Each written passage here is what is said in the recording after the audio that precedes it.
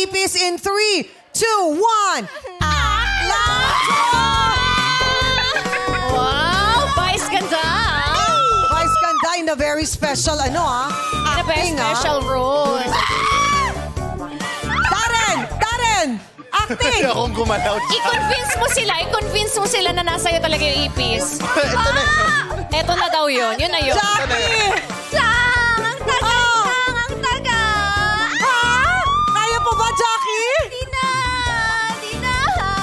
Oh, this time, bumawi kayo mga batang Riles. Sa palagay nyo, sino ang tunay na may hawak ng ipis? 2 round na kayo nagkakamali, This is Galingan our niyo. last round. Papagalitan kayo ni Diana Supiri. Diana Supiri, tulungan mo sila.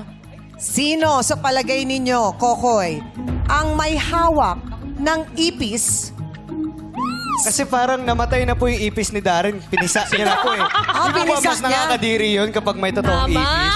Kung ano-ano Darren, hindi mo kayang kumaldag ng may hawak na ipis. Kaldag mo nga. Hindi mo kaya. Kaya mo, Darren? Kaya mo May yan, my music son. po ba dyan? May music po ba? Meron. Oh!